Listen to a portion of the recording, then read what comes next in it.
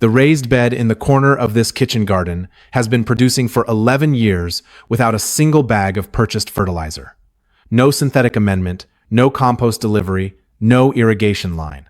I water it by hand when the season is dry, and I plant in it every spring, and it gives back more each year than it did the year before. The soil in that bed is dark and loose and full of earthworm activity, and it holds moisture through a dry week in July when the surrounding beds are already showing stress. The reason for all of that is buried 8 feet down at the bottom of the bed, where the logs I put in when I built it have been rotting slowly for 11 years, releasing everything they contain into the soil above them. I am going to show you what burying logs in a raised bed actually does, why it works the way it does, and how to build one correctly so that it will still be improving its soil a decade after you first fill it. The practice has a name in the horticultural world: hugelkultur, from the German, meaning hill culture or mound culture. But the name is far newer than the practice. Burying wood in growing ground to improve it is something farmers in Central Europe were doing for centuries before anyone gave it a name, and the principle behind it is simple enough that no name is required to understand it. Wood is a reservoir. A log buried in soil is storing water, carbon, and a dense network of nutrients that it accumulated over its entire lifetime as a tree. As it decomposes, it releases those stored materials slowly over years and decades, feeding the soil food web above it, creating channels and cavities that improve drainage and root penetration, and retaining moisture in dry periods, the way a sponge holds water between uses. The raised bed built over buried logs is farming the decomposition of a tree across a span of time that matches and then exceeds the productive life of most gardens.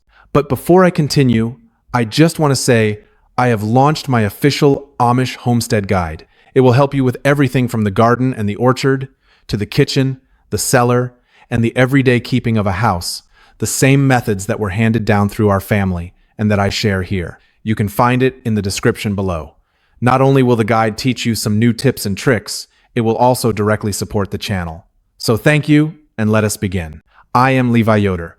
I was raised plain here in Lancaster County, Pennsylvania, and the farmhouse I grew up in managed its land the way land was managed before inputs were purchased rather than produced. Nothing that could feed the soil left the property as waste. When a tree came down, it was cut for firewood, and the branches were used as they could be, but the stumps and the sections too awkward to split were buried in the garden ground. My grandfather did not call it hugelkultur.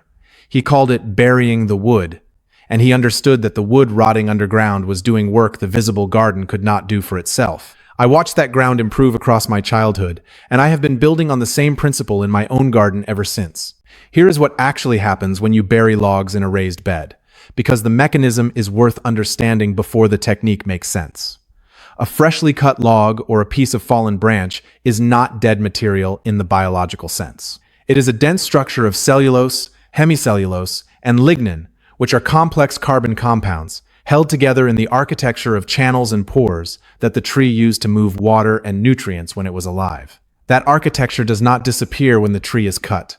It remains in the buried log, and it is this physical and chemical structure that makes wood such a valuable addition to garden soil. When you bury wood in contact with moist soil, the decomposition process begins through the action of fungi within the first weeks. Wood-rotting fungi are among the first organisms to colonize buried wood, and they do something that most soil bacteria cannot do efficiently on their own. They break down lignin, the most structurally complex component of wood, and convert it into humus, the stable organic matter that gives rich soil its dark color and its extraordinary capacity to hold both nutrients and water. The fungal networks that develop in and around the rotting wood extend outward through the surrounding soil and connect with the root systems of the plants growing above, forming mycorrhizal relationships that significantly improve the plant's access to both water and nutrients. A raised bed built over buried wood is not simply a bed with a wood layer underneath. It is a bed whose entire soil biology is enriched and supported by the fungal network growing through the decomposing wood below. The water retention is the effect that shows up first and most visibly in a hugelkultur bed.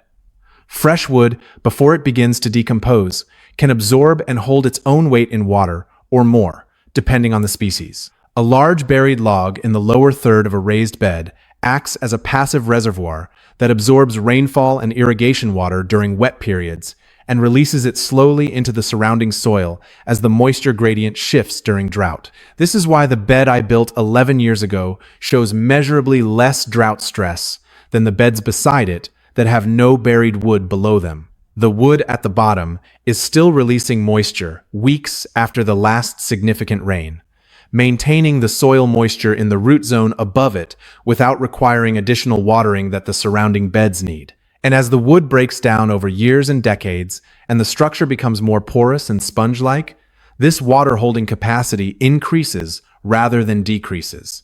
The partially decomposed wood has a far greater effective surface area to hold moisture than the solid fresh wood had when it was first buried. A 10-year-old hugelkultur bed holds more water per cubic foot than a 1-year-old hugelkultur bed, which is the opposite of what you would expect from a material that is literally being consumed by decomposition.